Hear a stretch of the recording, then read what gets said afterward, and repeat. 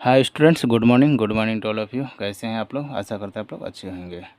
तो आपको पता है हम लोग ग्रामर सेक्शन चल रहे हैं और ग्रामर सेशन में हम लोगों ने बहुत सारे चीज़ देखे हैं। जैसे आपको पता है नरेशन हम लोगों ने कंप्लीट कर चुके हैं, वॉइस कंप्लीट कर चुके हैं। आप उसके बाद नरेशन हो गया, वॉइस हो गया, करेक्ट टेंस हो गया, उसके बाद आपका हो गया डिटर्मिनर्स हो गया, प्रीपोजिशन है। ये 5 टॉपिक आपका है ऑलरेडी कंप्लीटेड हो चुके हैं। अगर आप नहीं देखे हैं तो जाके पहले उसे प्लेलिस्ट में चेक कीजिए और उसे हर एक चीज़ का प्लेलिस्ट बना हुआ उसे आप देखिए और उसे आप पढ़िए, आपको बहुत ही फ़ायदा मिलेगा। तो आज का जो हमारा टॉपिक है बहुत ही अच्छे टॉपिक है जो सबका कन्फ्यूजिंग होती है। ज़्यादातर स्टूडेंट इसमें फंस जाते हैं क्योंकि ये टॉपिक ही ऐसा होता है। सेंटेंस करेक्शन में ज़्यादा बच्चे इसलिए फंसते हैं क्योंकि उसे पता ही नहीं चलता कौन सा जो सबसे पहला जो भी सेंटेंस देते हैं उसमें क्या गलत है और क्या सही है, उसे सब सही ही लगते हैं। इसीलिए सेंटेंस करेक्शन अक्सर बच्चे को जो क्या होता है कन्फ्यूजिंग होते हैं। ठीक है, तो आज के बाद आई थिंक ना हो क्योंकि 2005 जितने भी क्वेश्चंस आए हुए हैं 2005 से ये सेंटेंस करेक्शन देना शुरू किया गया था और अभी तक दिया जा रहा है। 2005 से पहले एक सेंटेंस करेक्शन क्लास 10 में नहीं था, है ना। 2005 के बाद देना शुरू किया गया था, इसीलिए हम लोगों ने जो क्वेश्चंस लिए हैं 2005 से लिए हैं, 1998 से नहीं लिए हैं। इस बात को आप समझिएगा, ठीक है। तो चलिए हम लोग देखते हैं, आज से शुरू करेंगे sentence correction. Sentence correction automatic ही आप जानते हैं कि अपने आप में अच्छा टॉपिक माना जाता है ना। तो डायरेक्ट इसका कोई रूल्स नहीं होती, इसीलिए हम लोग इस डायरेक्ट क्वेश्चन पर हैं आए हैं। इसी क्वेश्चंस में हम लोग रूल्स देखेंगे, हर क्वेश्चंस को अलग अलग देखेंगे और ये क्वेश्चन सारे रूल्स पर ही बना हुआ है। ये 5 टॉपिक हम लोग कवर किए, यही 5 टॉपिक इसमें जो मिलकर बना होता है और इसमें हमें पकड़ना होता है कि क्या इसका इरोर है। ये एक तरह का एक इरोर बोल सकते हैं, इसे इरोर खोजना रहता है ना। चलिए देखते हैं आगे 2005 का क्वेश्चन, 2006 इस तरह हम लोग देखेंगे। पहला क्वेश्चन देखते हैं। पहला क्वेश्चन दिया हुआ I paid 100 rupees for this shirt. तो देखिए आई पेड किया, देखिए 100 रुपीज़ बोला है, क्या बोला है वह 100 रुपीज़ बोला है। तो यहाँ में 100 रुपीज़ नहीं होता, या तो आप यहाँ पर ये कीजिए आई पेड 100 रुपीज़ यूज कीजिए। यहाँ पर क्या कीजिए, देखिए आई पेड या तो आप 1 लगाइए, 1 या फिर ए, दोनों में से कोई एक यूज कीजिए। तो आई पेड 100 या फिर I paid 100 rupees for this shirt. ठीक है, तो इस दोनों में से कोई एक ही यूज कीजिएगा, ये नहीं कि दोनों यूज कर दे। दोनों यूज करना आपको नहीं है, इस बात को आप ध्यान से समझिएगा।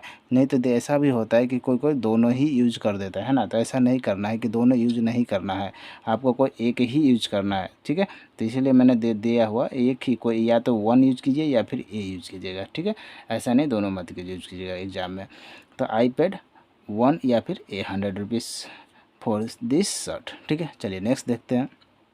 नेक्स्ट क्वेश्चन है he insisted on me to company him. तो यहाँ पर ध्यान देखिएगा, ऑन जो है यहाँ पर एक चीज़ बहुत ही अच्छे क्वेश्चंस में आते हैं, ये रिपीटेड क्वेश्चन नहीं हुआ, एक ही एक ऐसा क्वेश्चन है जो कभी आज तक रिपीट नहीं हुआ। इसे आप समझ लीजिए, एक्सेप्शन का रूप में लीजिएगा कि ये किस तरह से बनाएंगे।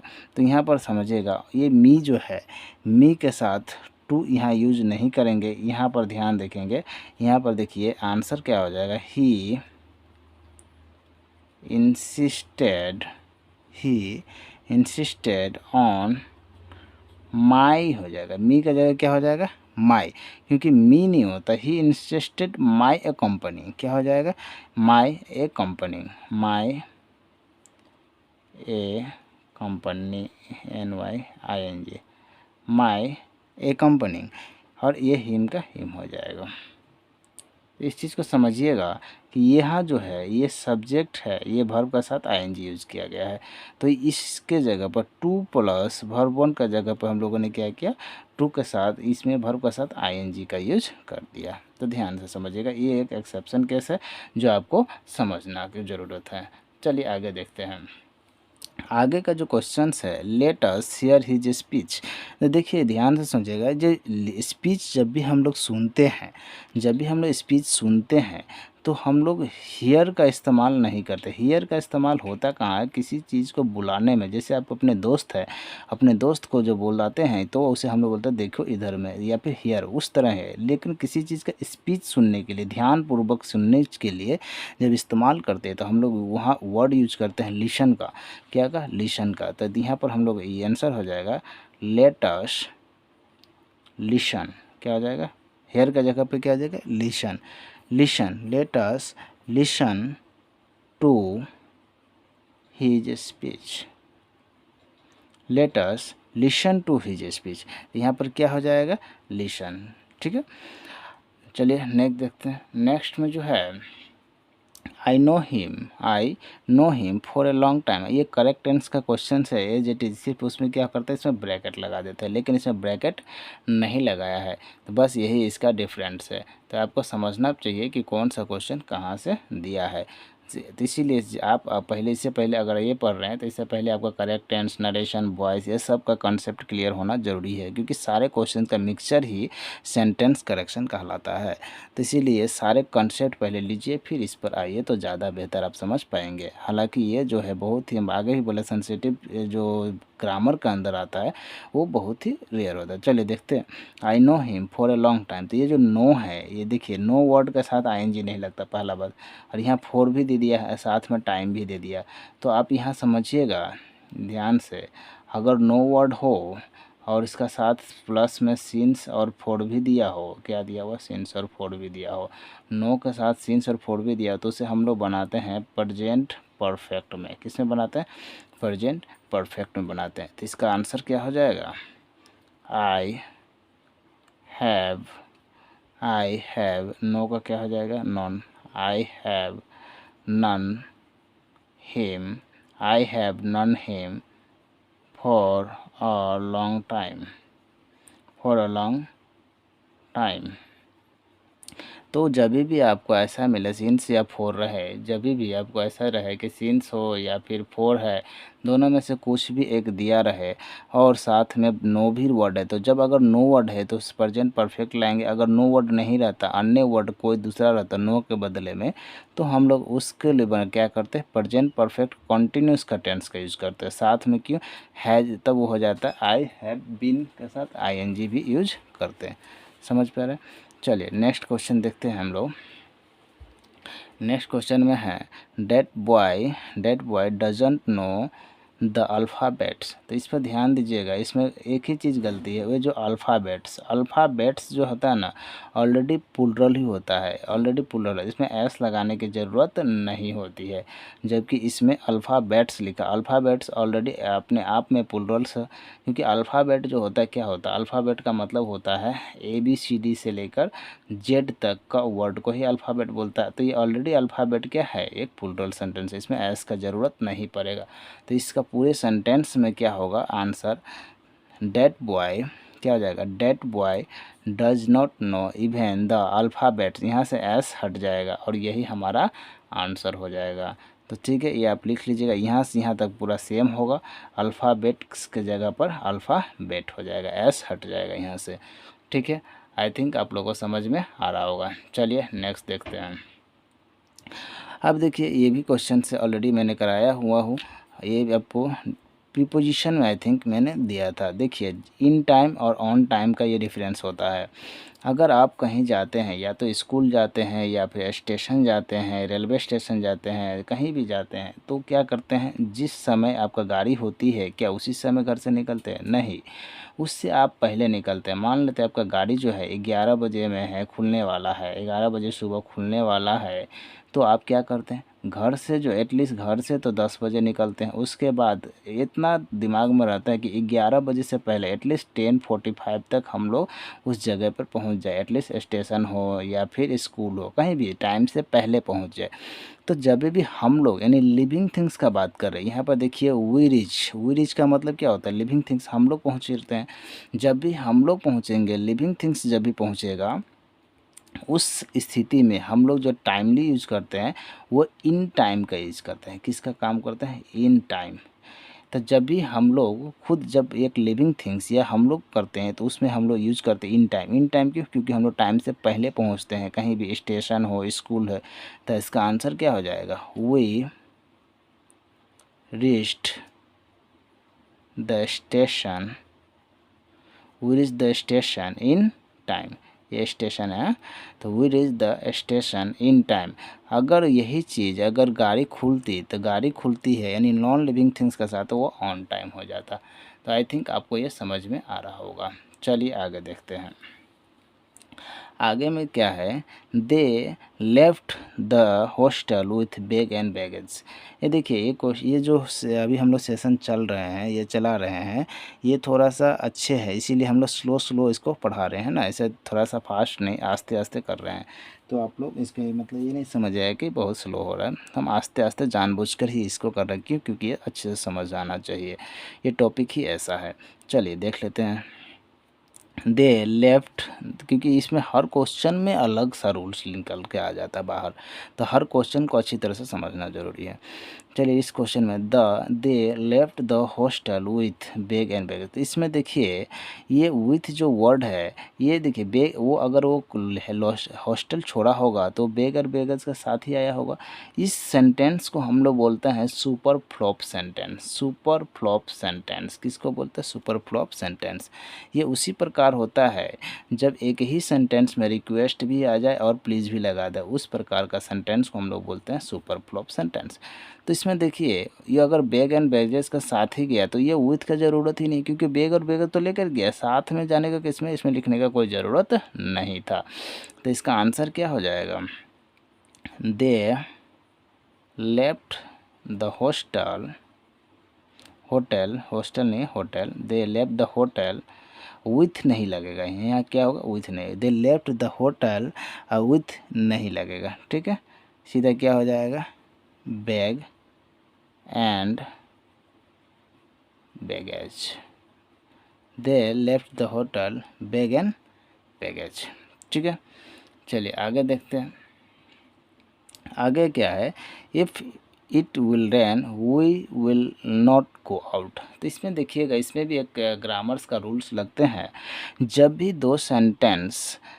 दो सेंटेंस आपको फ्यूचर में दिया जाए, क्या में दिया जाए? फ्यूचर इंडेफिनिट में दिया जाए। दो सेंटेंस, एक सेंटेंस तो ये हो गया, एक और दे दे फ्यूचर, दो सेंटेंस आपको फ्यूचर इंडेफिनिट में मिल जाए। देखिए एक ये दिया हुआ विल, यहाँ पर फ्यूचर इंडेफिनिट, यहाँ भी विल है फ्यूचर, यानी यहाँ से यहाँ तक एक सेंटेंस, यहाँ से यहाँ तक अलग सेंटेंस है। तो जब भी दो सेंटेंस अलग अलग दिया जाए और दोनों ही सेंटेंस फ्यूचर टेंस में हो, तो उस प्रकार के वाक्य को हम लोग क्या करते हैं? एक सेंटेंस को, पहला जो सेंटेंस देते हैं उसको जो है हम लोग प्रेजेंट इंडेफिनिट में चेंज करते हैं, प्रेजेंट इंडेफिनिट में, और दूसरा सेंटेंस को एज इट इज रखते हैं, यानी ये फ्यूचर इंडेफिनिट में ही रहने देंगे, इसे चेंज नहीं करेंगे। जब ये कंडीशन ये है कि ये अगर दोनों सेंटेंस फ्यूचर में हो तो एक सेंटेंस को प्रेजेंट इंडेफिनिट में चेंज करते हैं, दूसरा को फ्यूचर इंडेफिनिट में ही रहने देते हैं। ये एक प्रकार का कंडीशनल सेंटेंस होती है। अब कंडीशनल सेंटेंस क्या होती है? ये जो है आपका कंडीशन के ऊपर डिपेंड करता है। ये बोल क्या रहा है? इफ़ इट विल रेन, अगर बारिश होती है तो we shall not go out, तो वह बाहर नहीं जाएगा। लेकिन अगर बारिश होगा तो नहीं जाएगा, अगर नहीं हुआ बारिश तो जाएगा। तो ये कंडीशनल सेंटेंस के अंदर आती है, ठीक है। तो इसका आंसर क्या हो जाएगा आपका? इफ़ इट विल नहीं होगा, if it rains, if it rains we will not go out. तो अभी एक बात और मैं बता दूं, कितने दोस्तों को या कितने स्टूडेंट को ये भी महसूस हो रहा होगा कि वी के साथ जो है विल नहीं लगता है, वी के साथ सेल लगता है। तो जी हाँ, सेल भी लगता है और विल भी लगता है, दोनों ही यूज। हालांकि ये क्वेश्चन में विल ही दिया था तो मैंने विल ही रखा। हालांकि ये आपका जो कंसेप्ट है वो भी सही है, ये भी सही है ना। तो ये थोड़ा सा ये ऊपर लेवल का क्वेश्चंस आते हैं, विल क्यों लगता है, ये बहुत अलग सा, इसका बारे में जिक्र अभी नहीं करेंगे, कभी करेंगे, है ना। हालांकि ये भी सही माना जाता है, ठीक है। और आप जो पढ़े हैं आई के साथ और वी के साथ सेल लगता है, वो भी सही है, ठीक है। तो ज़्यादा आप वो मत सोचिएगा। चलिए नेक्स्ट का क्वेश्चन देखते हैं। ही ऑफर्ड मी ए 10 रुपीज़ नोट। तो देखिए ही ऑफर्ड मी ए 10 रुपीज़ नोट। तो ध्यान से देखिएगा इस क्वेश्चन को, तो इसने क्या मुझे ऑफ़र किया है, ए 10 रुपीज़। तो ए का मतलब क्या होता है, एक। ए का मतलब क्या होता है, एक। और एक के साथ कभी भी प्लूरल सेंटेंस का यूज हम लोग नहीं करते हैं। तो ही ऑफर्ड मी ए 10 रुपीज़ नहीं होगा, ए 10 रुपी नोट। क्या होगा, ए 10 रुपी नोट, क्योंकि ए है, एक के लिए हम लोग एस का इस्तेमाल मतलब प्लूरल सेंटेंस का इस्तेमाल नहीं करते हैं। तो यहाँ पर क्या हो जाएगा, ही ऑफर्ड मी ए 10 रुपी नोट। ही ऑफर्ड मी अ 10 रुपी नोट। समझ पा रहे हैं आप लोग। तो इसी के साथ हम लोग का 2016 का 6-3 तक बना लिया। चलिए आगे देखते हैं इसका, है ना। तो देखिए आगे का क्या क्वेश्चंस है, 2006 का आगे क्वेश्चन है डी। देखिए क्या लिखा, one of his family members lives in Chennai. तो ध्यान से इसमें भी देखिएगा, सेम कंसेप्ट इसमें भी लागू हो रहा है। कभी भी one of they one of का मतलब क्या होता है, यहाँ पे वन ऑफ का मतलब होता है ओनली वन, और ओनली वन का मतलब जब से ही दिया तो इसको आपको समझना चाहिए, ये मेंबर्स से क्या हो जाएगा, मेंबर हो जाएगा। ऑलरेडी मेंबर जो है ये प्लूरल सेंटेंस होता है, उसे हम लोग प्लूरल करने की ज़रूरत नहीं होती है। तो यहाँ पर देखिए one of the member, one of the members नहीं, मेंबर। तो यहाँ इसका आंसर क्या हो जाएगा, one of his family member, one his family member. समझ पा रहे हैं। लिव्स, ये सब सेम होगा, in Chennai, lives in Chennai. समझ पा रहे। नेक्स्ट क्वेश्चन है, ये तो बहुत ही वीवीआई क्वेश्चन है, हर बार क्वेश्चन पूछे जाते हैं इस टाइप का, है ना। Tell me where is the post office. ये नरेशन का कंसेप्ट आ गया। मैं इसीलिए बार बार बोल रहा हूँ कि हर क्वेश्चंस जो है कहीं ना कहीं, कभी वॉइस से, कभी करेक्टन से, कभी प्रीपोजिशन से, कभी डिटर्मिनर से, कभी आपका हर जगह से क्वेश्चन, और वो सारे के सारे चैप्टर में ऑलरेडी करवा चुका हूँ। आप अगर नहीं देखे पहले उसे देखिए, कंसेप्ट क्लियर कीजिए, फिर इस वीडियो पर जाएगा तो बहुत आपको मज़ा आएगा, हर चीज़ को आप पकड़ पाइएगा। तो पहले नहीं देखें उसे देखिए, अच्छा आपको लगेगा। हर वीडियो को अच्छी तरह से कंप्लीट किया गया है ना। तो अगर आप इस चैनल पर नए हैं तो सब्सक्राइब भी कर दीजिएगा, क्योंकि आपके द्वारा सब्सक्राइब किया हुआ चैनल ही आप, मुझे भी लगता है कि हाँ कुछ मेहनत मुझे लग रहा है, आपको हेल्प हो रहा है, अदरवाइज़ मैं भी डिमोटिवेट हो जाता हूँ, है ना। चलिए आगे देखते हैं। तो देखिए नेक्स्ट क्वेश्चन है, tell me where is the post office. तो जब भी इस तरह के क्वेश्चन हो, वेयर देखिए लास्ट में क्या है, फुल स्टॉप है। जब भी फुल स्टॉप हो जाए, ये ध्यान से समझिएगा, जब भी आपका ये फुल स्टॉप हो जाए तो क्या करना पड़ता है। जब भी फुल स्टॉप होता है ना, तो उस समय का क्वेश्चन क्या होता है, जो WH होता है उसके साथ आपका हेल्पिंग वर्ब का यूज नहीं होता है। क्यों, क्योंकि फुल स्टॉप जो होता है वो WH के बाद अगर हेल्पिंग वर्ब का कीजिएगा तो यहाँ लास्ट में क्वेश्चन मार्क आ जाएगा, है ना। जबकि यहाँ पर क्या है, फुल स्टॉप है। तो WH के बाद फुल स्टॉप दिया जाए तो WH के साथ फुल स्टॉप देने के लिए इसका साथ सब्जेक्ट का यूज़ कीजिए, फिर हेल्पिंग वर्ब का यूज़ कीजिए, उसके बाद ही आप यहाँ फुल स्टॉप दे सकते हैं। तो इस क्वेश्चन में या दो चेंज कर सकते हैं, या तो फुल स्टॉप को हटाइए और लास्ट में क्वेश्चन मार्क डालिए, बट वो आप नहीं कर सकते, क्योंकि वो उतना ईजी आपको ईजी नहीं करना है, लेकिन वो भी सही माना जाएगा। जब भी आपको फुल स्टॉप दे तो आप एक काम कीजिए, ये जो हेल्पिंग वर्ब है उसको हटाइए और लास्ट में डाल दीजिए, यानी सब्जेक्ट यहाँ से यहाँ तक है तो सब्जेक्ट का बाद डाल दीजिए, तो वो बिल्कुल सही माना जाएगा। या तो फिर क्वेश्चन मार्क दे दीजिएगा फिर भी सही माना जाएगा। हालांकि ये दोनों ही सही है, या तो क्वेश्चन मार्क दीजिए वो भी सही है, और इस सब्जेक्ट को इधर ले आइए वो भी सही है। तो हालांकि जो एग्जामिनर होती है वो क्या मानता सही, वो ज़्यादा डिपेंड करता है। तो एग्जामिनर जो है इस हेल्पिंग वर्ब को आगे ले जाना ही सही मानते हैं, हालांकि ये दोनों ही क्या माना जाता है, सही। ठीक है, तो चलिए देखते हैं क्या हो जाएगा। Tell me where the post